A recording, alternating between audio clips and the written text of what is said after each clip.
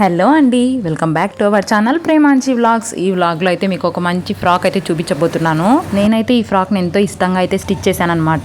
ఎందుకు అంత ఇష్టంగా స్టిచ్ చేశానంటే ఇంకా ప్రేమాంచి బర్త్డే అయితే వస్తుందన్నమాట. సో అందుకనేసే స్టిచ్ చేశాను. ఇక ప్రేమాంచి బర్త్డే అయితే సెప్టెంబర్ 9th అనమాట. 9th మంత్ 9th డేట్లో పుట్టింది 2021. ఇప్పటితో 4 years కంప్లీట్ అయ్యి 5th ఇయర్లోకి ఎంటర్ అవబోతుంది తనైతే. ఇక ప్రేమాంచి అయితే రెడీమేడ్ డ్రెస్సెస్ అయితే అంతగా ప్రిఫర్ చేయదనమాట.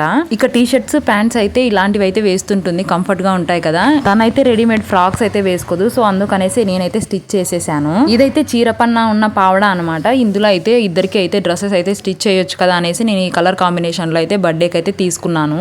ఇంకా ప్రేమాంచి బర్త్డే ఇంకా 4 days ఉందనగా ఈ పావడ అయితే తీసుకొని త్వరగా ఎంబ్రాయిడరీ అయితే చేపించేసాను అనమాట. ఎంబ్రాయిడరీ అయితే ఎంత చక్కగా వేసిందో. ఇక ఎంబ్రాయిడరీ అయితే నెక్ కి బాడీ పార్ట్ లో ఒక రౌండ్, ఇంకా హ్యాండ్స్ కి అయితే వేపించేసాను అనమాట. హ్యాండ్స్ అయితే పఫ్ స్లీవ్స్ అయితే పెట్టేశాను.